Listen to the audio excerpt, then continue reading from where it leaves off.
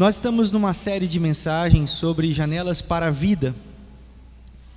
Então nós temos conversado sobre algumas janelas que nós precisamos abrir para encontrar essa vida, e outras janelas que nós precisamos fechar, porque essas janelas nos roubam a vida. Então nós já falamos sobre a murmuração, nós já falamos sobre ser gratos, nós já falamos sobre o silêncio, nós já falamos sobre o medo, nós já falamos sobre várias coisas, e hoje nós vamos continuar falando sobre as janelas, e uma janela muito especial para nós que queremos encontrar a vida, é a janela da nossa humanização. Por quê? Porque a desumanidade, ou a desumanização do ser humano é uma doença.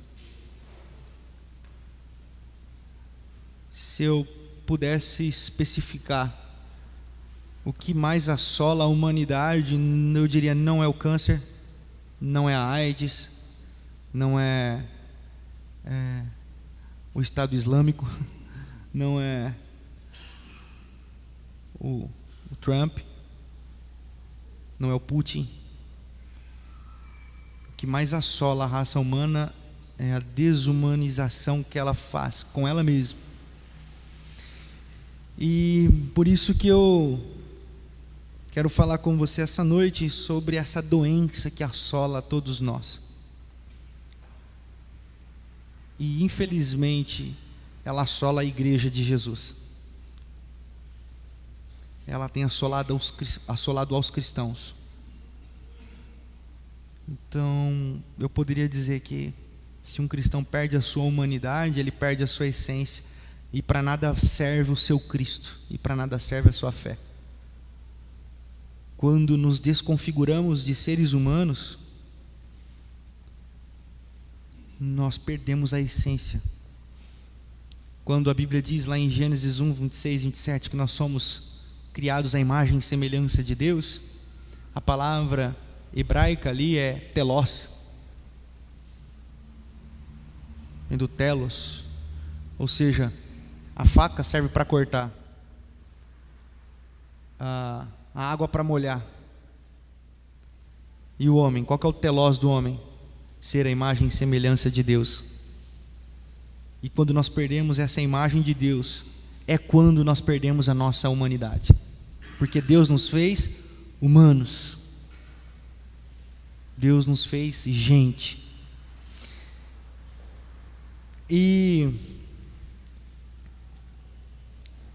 a grande missão de Deus no mundo é humana, é transformar o homem em gente novamente, é transformar o homem a essa imagem e semelhança.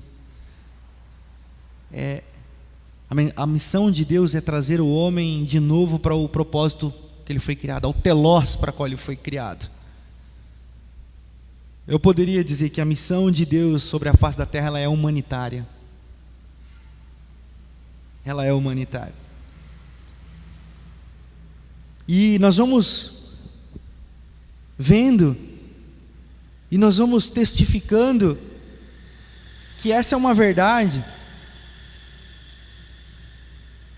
Nós somos criados seres biológicos, emocionais, inteligentes, conscientes, à imagem e semelhança de Deus. Mas nós somos os humanos, as pessoas que se matam, que se odeiam, que se destroem. Nós nos tornamos bichos civilizados da pior espécie, porque o ódio entrou no nosso coração e nós perdemos a nossa humanidade, nós perdemos a imagem e semelhança de Jesus e nós odiamos e mascaramos o nosso ódio com o nome de opinião. Nós mascaramos a nossa raiva pelo outro dizendo: não, essa é a minha opinião. E começamos a matar uns aos outros.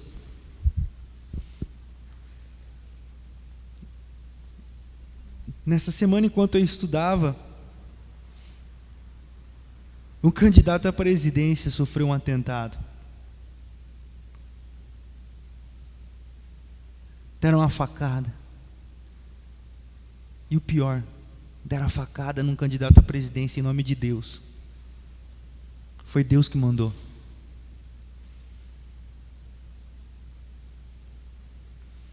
Por outro lado, o tal candidato também mata em nome de Deus.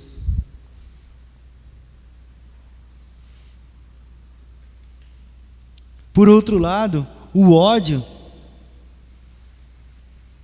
reina do lado de cá e reina do lado de lá. E nós vamos nos matando.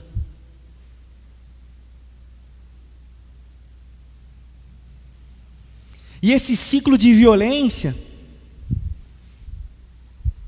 ele é assim: eu bato porque me bateram, eu mato porque me mataram ou mataram um dos meus, e aí devolve. Aí do lado de lá, eu vou bater de novo porque um dia me bateram, eu vou matar porque um dia mataram um dos meus, e aí vai do lado de lá de novo. Eu bato porque um dia me bateram, eu mato porque um dia mataram um dos meus, e aí volta para o lado de cá de novo. E esse ciclo de ódio, de raiva, nós vamos nos perdendo. Tem uma música do poeta, profeta, chamado Gabriel Pensador, chamado Astronauta. E ele fala assim, ele canta junto com o Lulu Santos, que é o outro profeta mais ligado à área de cantares. Ele diz assim: eu vou para o mundo da lua, porque aqui embaixo está uma bagunça. Astronauta não volta não, cara. Astronauta não volta não, porque aqui embaixo está todo mundo se matando. Eu falei, é verdade.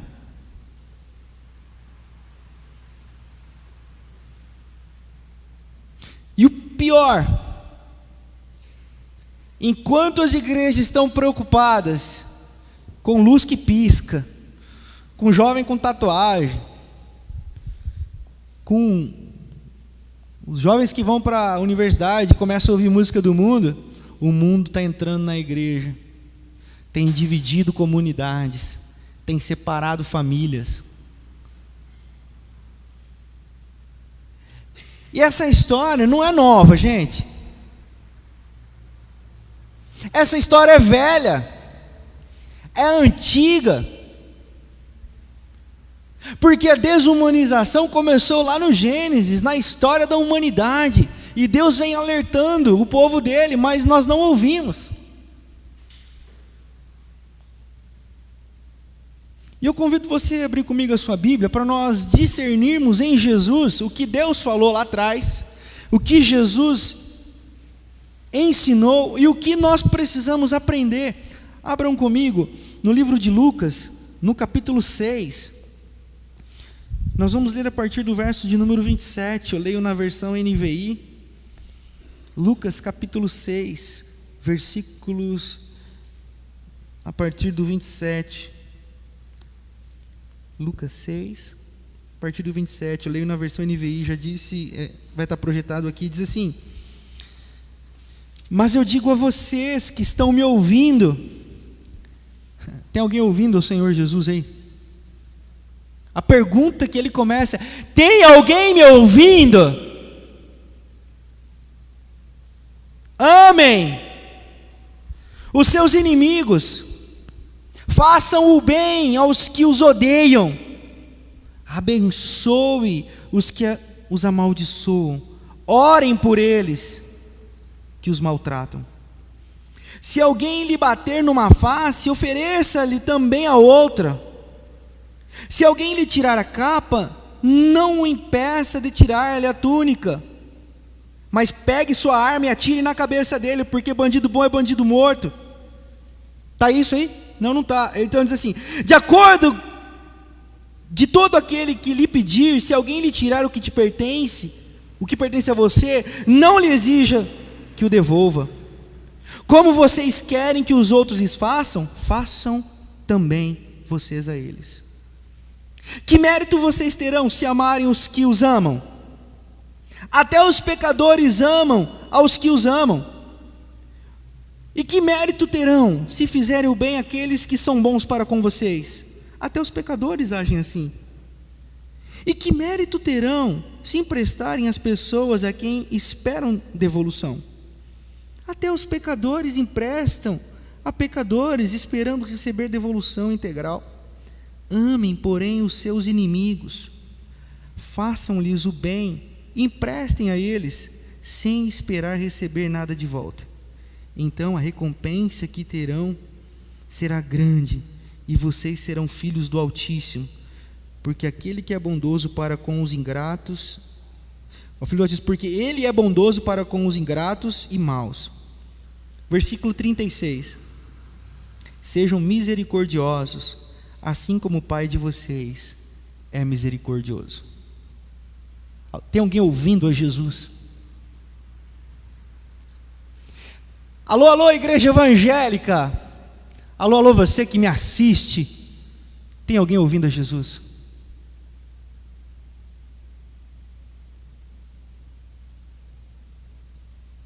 Acorda. Nós entramos no ciclo do mal e não percebemos. Nós odiamos com gosto e em nome de Jesus, e está tudo certo.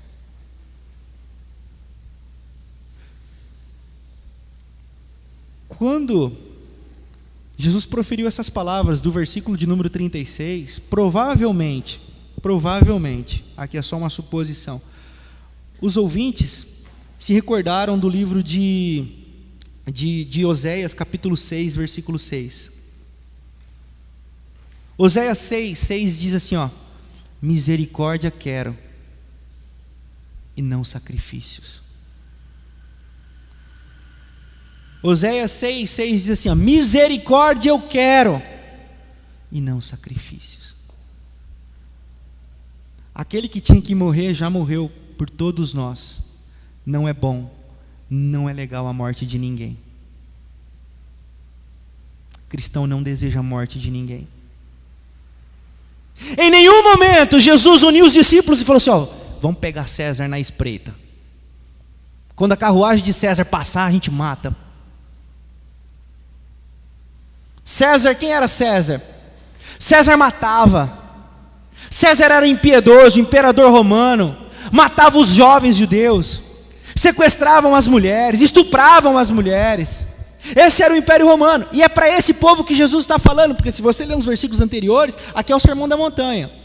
Tem uma multidão de sofredores, corintianos provavelmente, seguindo Jesus, e Jesus convida todos eles a ouvirem, e diz assim, bem-aventurados são vocês que sofrem, bem-aventurados são vocês que choram, bem-aventurados são vocês que querem a paz. E Jesus está falando para essa multidão de oprimidos por quem? Por César, por Roma, pelo poder político, pelo poder religioso, pelos fariseus. Essas eram as pessoas que ouviam a Jesus. E ele diz, vocês são bem-aventurados. Por quê? Porque Deus tem lado.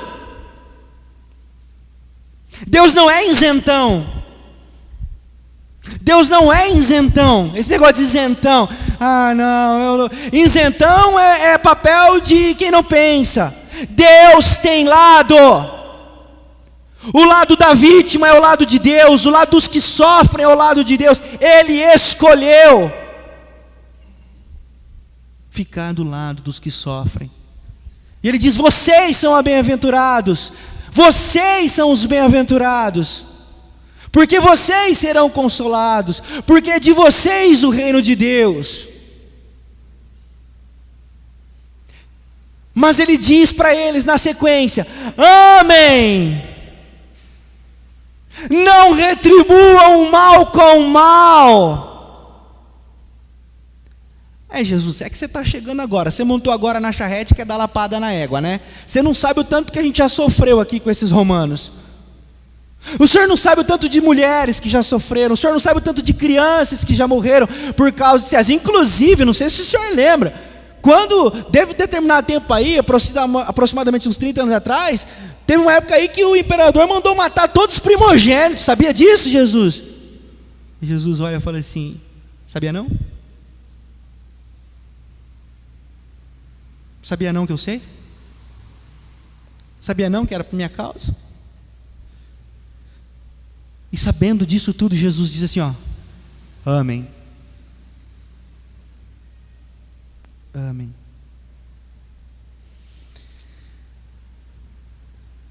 E quando Jesus diz essas palavras a esses que sofriam, Jesus está resgatando a essência, o telós daqueles que estavam o ouvindo. Jesus estava quebrando um ciclo de raiva e ódio. Os judeus odiavam os romanos, os judeus odiavam os samaritanos, os judeus odiavam todo mundo, e os judeus são maiores vítimas de ódio na história da humanidade, porque o ciclo é de ódio. E Jesus quebra, como diria o filho do Hamas, do Estado Islâmico. Ele se converteu a Jesus de Nazaré e disse assim: somente o amor de Jesus é capaz de quebrar esse ciclo de violência do Oriente Médio, porque é só o amor. Então, quando Jesus fala do amor, Jesus não está falando no sentido poético.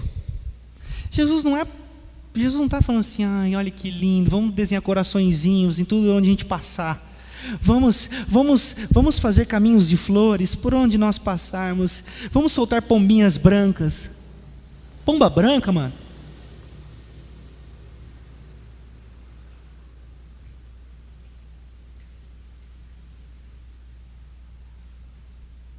A paz, ela é fruto do amor genuíno. É fruto do amor que tem aquele que é capaz de dar o outro lado da sua cara, aquele que é capaz de dar a outra face quando poderia atirar. Jesus diz: quando tentarem lhe roubar algo, não matem, porque eu não sou da morte, eu sou da vida. Ouçam, pensem. Mas eu disse para vocês que essa história é antiga. E depois dessa introdução aqui, nós precisamos voltar lá para Gênesis, para sabermos o porquê a desumanização do ser humano, ou a desumanidade, é uma doença. Nós vamos lá para Gênesis, no capítulo 1, e nós vamos ver que Deus criou o mundo. E Moisés escreve isso numa ótica de que Deus organizou todas as coisas. Ele fez tudo perfeito. Estava tudo muito bonito e muito organizado. E aí no capítulo 2, ele mostra toda a beleza dessa criação. E como tudo ficou muito bonito e tudo estava muito sincronizado. E quando nós abrimos aqui no capítulo 2, no versículo 23, diz assim: esta sim é osso dos meus ossos, carne da minha carne, ela será chamada mulher, porque do homem foi tirada. Qual era a realidade? Tudo tinha o seu par. A vaca tinha o boi. Eu já me perdi uma vez contando isso aqui, né? A vaca tinha o boi, aí eu fui falar do bode, aí eu não sabia se era bode, se era cabra, o que é o par. Então hoje eu não vou fazer isso aqui não. A galinha tinha o galo, o cão tinha a cadela, e Adão não tinha ninguém. E viu Deus que não é bom que o homem esteja só, porque o homem é a imagem e semelhança, e Deus é um Deus que se relaciona com o Pai, com o Filho e com o Espírito Santo. Deus é um Deus relacional, e como nós somos a imagem e semelhança de Deus, não é bom que nós fiquemos só. Nós precisamos nos relacionar, e na figura poética de Gênesis, Deus faz uma companheira que diz certinho o que Adão é e o que Adão precisava. Por isso, pessoal, gente que se apaixona por vaca é doente. Gente que diz: não, é melhor ter um cachorro do que um companheiro, é doente. Porque gente precisa de gente. Que não tem nada a ver com maltratar animais, não, gostar de animais, sempre, não é disso que eu estou dizendo. Não misture os alhos com os bugalhos. Nós somos seres relacionais. E o que Deus fez é tão bom que Adão exclamou: essa sou eu, carne da minha carne, osso dos meus ossos. Ela sou eu e eu sou ela.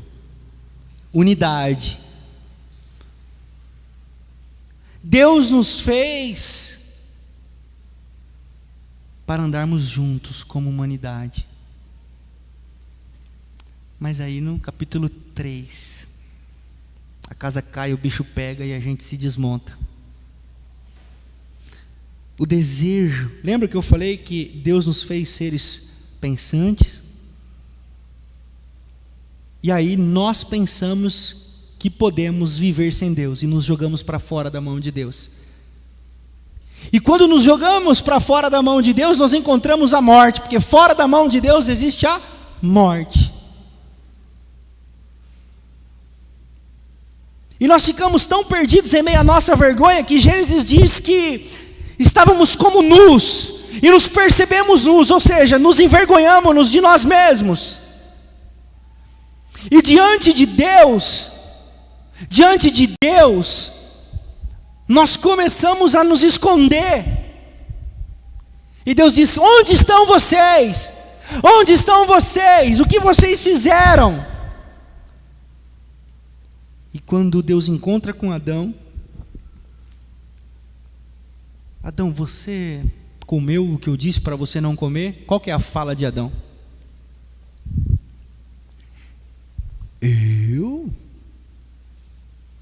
Eu não. Ela.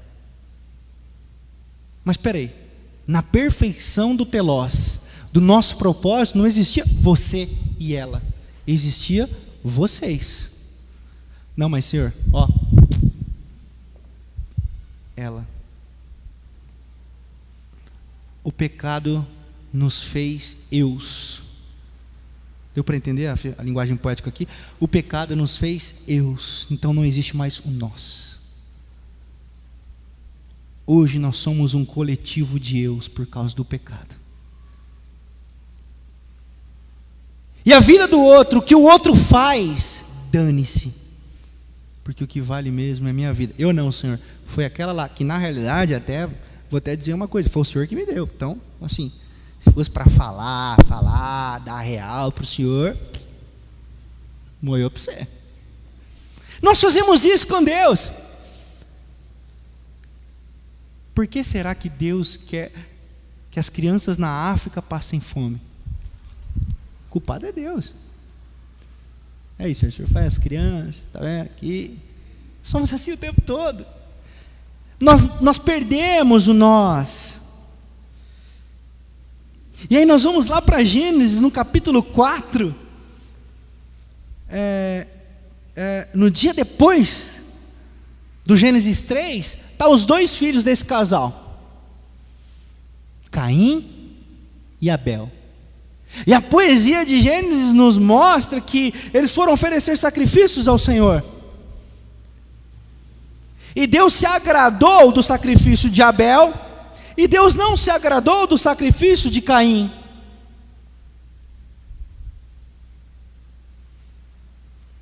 E você vai ler lá, no capítulo 4, eu gosto muito desse versículo, porque esse versículo ele é...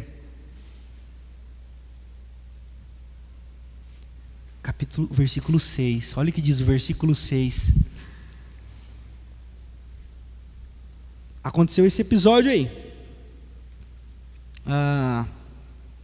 Deus se agradou do sacrifício de Abel e não se agradou do sacrifício de Caim. E aí o Senhor olhou para Caim e falou assim: Caim, por que você está furioso, Caim? Por que se transformou o seu rosto, Caim?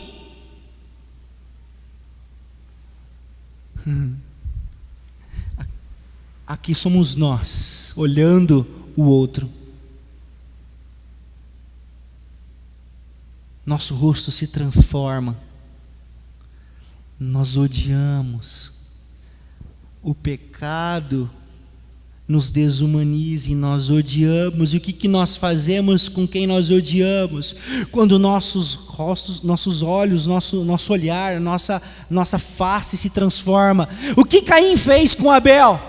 Abel, você me atrapalha, Abel, você me incomoda, Abel, eu discordo de você, Abel, eu não concordo com sua forma de ser, Abel, Abel, eu não tenho o que você tem, Abel, eu não sou o que você é, Abel, eu queria ser o que você é, Abel, Abel, você, Abel, e nós passamos a faca em Abel. Porque a saída para corrigir a nossa desumanidade é a morte do outro. Há 2 domingos atrás eu citei para vocês um sociólogo francês que mora nos Estados Unidos, René Girard. Eu falei para vocês da teoria do bode expiatório. Nós somos sanguinários, o nosso cristianismo é sanguinário. Nós achamos que nós precisamos de sacrifícios, nós achamos que as pessoas precisam morrer para resolver os nossos problemas, nós achamos que é matando que se resolve as coisas, porque o nosso cristianismo se tornou sanguinário, porque nós nos tornamos um coletivo de eus. Nós nos tornamos desumanos, nós perdemos o nosso telós, nós perdemos a nossa essência, o nosso olhar tem se transformado, a nossa face, o nosso semblante tem caído, e nós temos olhado com um olhar de raiva, nós temos nos alimentado com ódio, nós temos disseminado o rancor, nós temos achado que a morte é a solução. Nós achamos que os muros vão resolver.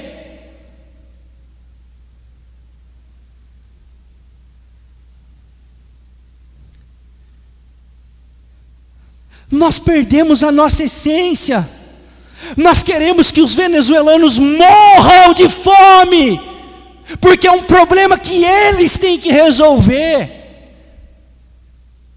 O que os haitianos estão vindo fazer no Brasil? Que morram lá. Nós odiamos, nós não acolhemos, nós não abraçamos, nós perdemos a nossa essência, nós não escolhemos o lado que Deus escolheu outrora. Deus abençoava o povo de Israel. Você vai ler todo o Antigo Testamento. Você vai ler todo o Antigo Testamento, e me desculpem os exegetas de orelhas grandes, para não falar outra coisa. Toda a base de guerra e violência do Antigo Testamento é cultural, não é exegética, não é profética.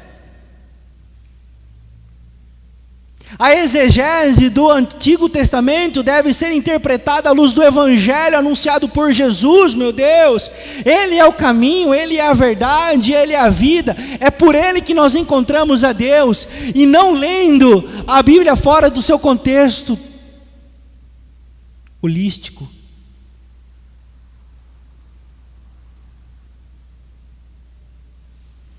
E se você olhar em Jesus, todo o Antigo Testamento, você vai ver a graça de Deus curando e recebendo Israel, para que Israel fosse a luz do mundo. Que luz do mundo? O povo eleito. Eleito para quê? Para receber o amor de Deus e a cura de Deus. Para quê? Para curar e acolher as pessoas. Por isso que os profetas de Israel: acolhe os estrangeiros, Israel. Cuide das pessoas, Israel. Quando o profeta, qualquer profeta do Antigo Testamento, você vai ler, você vai ver ele chamando a atenção de Israel para os que sofriam, para os que eram esquecidos pelos reis ou pelo próprio povo. Meu Deus, o que nós estamos fazendo? Nós estamos comparando candidato a profeta.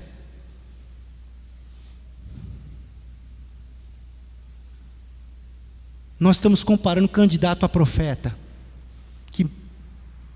Onde nós chegamos, queridos? Nós só temos um Senhor. Nós só temos um Messias. é Jesus Cristo de Nazaré, que nos resgatou do mal e da maldade e converteu o nosso coração ao amor, à paz, ao perdão.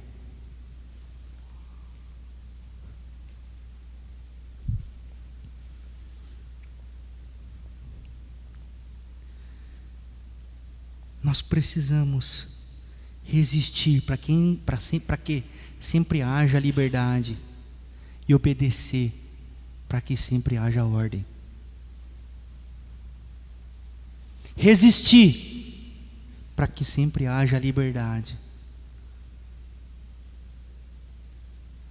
e obedecer para que sempre haja ordem. Esse é um princípio social.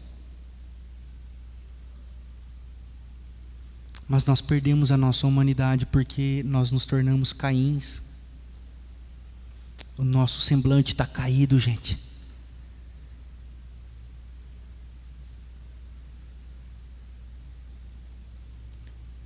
O nosso olhar está perdido.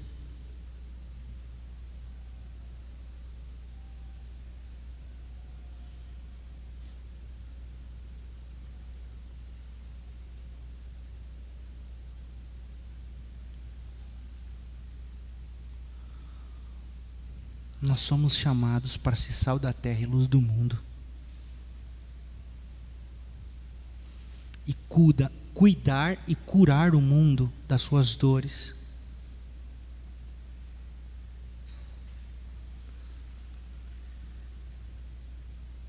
Por isso nós precisamos voltar à essência. O pecado tirou a nossa humanidade. E nós nos perdemos da nossa essência. O nosso coração está tomado de cinzas. Tem se tornado pedra fria. E assim como diz os poetas do Antigo Testamento, dá-nos um coração de carne, Senhor. Tira o coração de pedra.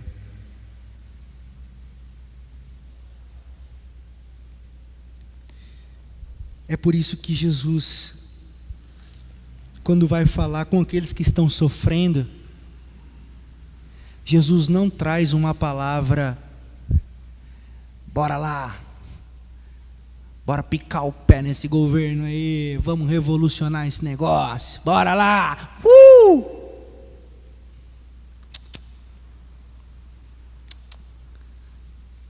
Venham aqui. Ouçam o que eu tenho a dizer para vocês. O mundo é mau. Vocês estão sofrendo. Mas não percam a essência do amor. Não percam a sua humanidade. E essa noite, Jesus quer nos curar. Jesus quer nos curar. A Fabiana começou o culto dizendo desse movimento que nós temos que orar por nossas lideranças, e é isso. Nem isso nós conseguimos, porque nós temos tanta raiva do cara que possivelmente pode se tornar nosso presidente e falar assim, vou orar o escambau, eu vou orar por essa desgraça, não. Estou errado? Eu vou orar para que ele morra. Que bacana que fulano infartou, que morra. Aí, o cara não presta nem para dar uma facada no outro. E nós como cristãos estamos aplaudindo. Nós estamos aplaudindo. Que bonito. Que bonito. E aí nós estamos aqui no domingo falando de amor. Aí nós estamos convidando a nossa cunhada, que é um pé no saco, me desculpa a expressão aí, para vir no culto domingo. Aí nós estamos querendo falar de Jesus para o nosso vizinho, porque ele vai no centro de macumba. Aí nós estamos querendo que Deus tire o nosso chefe do nosso trabalho lá, porque ele pega no nosso pé. Mas nós estamos aplaudindo aquilo que não era para nós aplaudirmos. Nós nos perdemos do que tínhamos que fazer, queridos, porque nós estamos doentes. Nós queremos uma igreja que fale o que é legal, que fale o que é gostoso. Nós vemos tempos de um tipo de gente que eu vou falar para você, que Deus me livre. Eu vou falar para vocês. Ai, pastor, eu não sei, se o senhor foi de determinada posição, já falei, não vou nem mais para a igreja. Não venha! Não precisa! Se você está esperando uma comunidade que vai defender os seus pontos de vista, me desculpa que não é o seu lugar, nem do lado de cá, nem do lado de lá. Nós cremos no Evangelho de Jesus. O que nós vamos pregar aqui é o Evangelho de Jesus de Nazaré.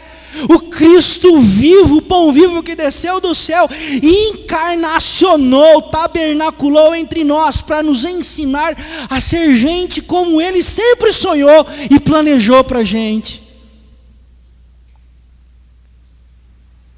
Mas nós vivemos dias medonhos. Os caíns estão por toda parte, com o semblante caído. Entram na igreja com o semblante caído, sai da igreja com o semblante ainda mais caído. Porque não me agradou, porque não falou o que eu achava que tinha que falar. Queridos, nós precisamos nos encontrar com o Evangelho da graça de Deus.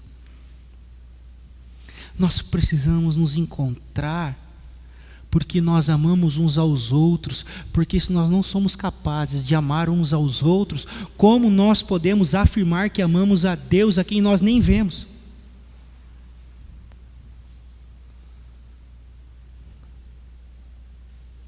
Então nós precisamos nos reunir para sermos curados do nosso pior eu.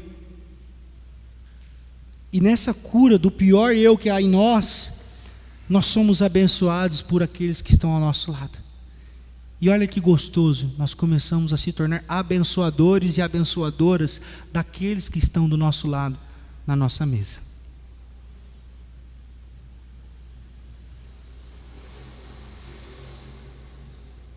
É isso que é o Evangelho. Essa é a igreja de Jesus, que as portas do inferno não prevalecem contra ela.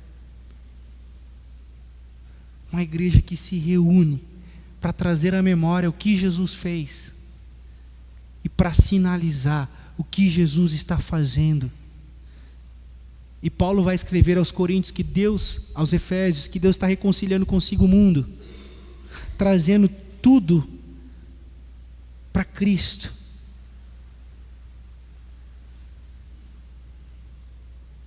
E nós somos portadores dessa mensagem. Qual mensagem? De reconciliação. De reconciliação. Nós somos portadores da mensagem da paz, da esperança. Não pregamos o ódio, não aplaudiremos o ódio nem a violência. Nós vamos resistir contra toda forma de violência, toda forma de governo que vai querer tirar a nossa liberdade ou nos impor qualquer outro tipo de ideologia que vá na contramão do Evangelho de Jesus. Nós vamos resistir pelo poder da palavra. Como diz o apóstolo Paulo, ninguém pode com a verdade senão pela verdade.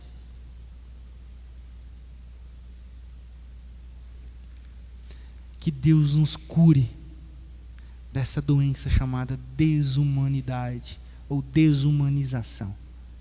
Que encontremos o nosso telós, o nosso real e verdadeiro motivo para o qual fomos criados, para ser unidade, para estar em relacionamento com Deus, cuidando do nosso imenso jardim chamado mundo, encontrando-nos com Deus todos os dias, encontrando-nos com o próximo todos os dias. Repito incansavelmente a frase da poetisa chilena Gabriela Mistral: procurei a Deus, não encontrei. Procurei o próximo, encontramos-nos os três. Nós só encontramos o próximo em atitudes de amor, em atitudes de paz, como humanos, à imagem e semelhança de Jesus. Por isso eu quero convidar você essa noite a se colocar diante da mesa de Jesus. E sabe, meu irmão, minha irmã, eu não sei como você tem sido afetado por essa onda que desde Gênesis assola o coração da humanidade.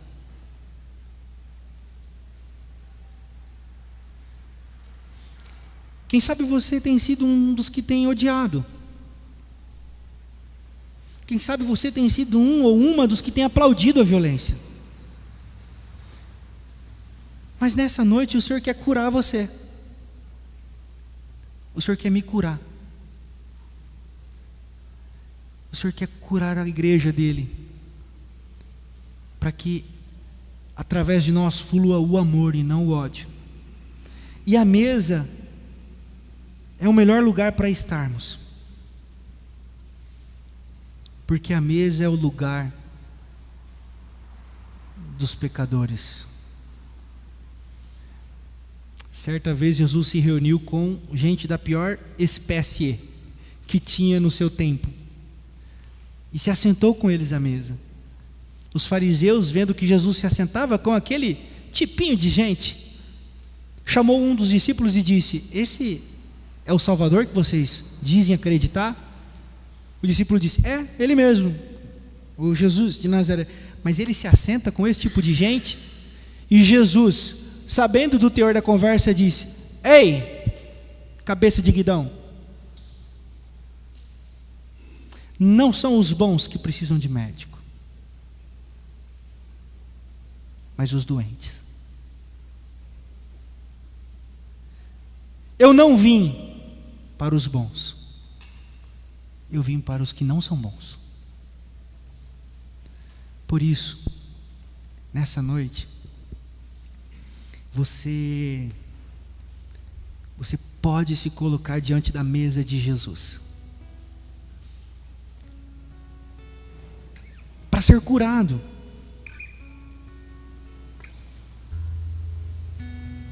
Paulo convida a todos aqueles que vão participar da mesa: examine-se, pois, o homem a si mesmo. Não é para examinar o colega do lado, não é para examinar a mesa do lado. As igrejas têm mania de dizer quem pode e quem não pode, porque vivem examinando a vida uns dos outros. Isso é uma covardia. A Bíblia é muito clara em dizer: examine-se a si mesmo. Olhe para dentro de você, querido. Olhe para o espelho. Quem sabe tem traços de Caim aí dentro de você. Mas nessa noite o Senhor quer te curar. Mas você precisa querer. Você precisa mudar. E essa é a noite de mudança nas nossas vidas, de cura.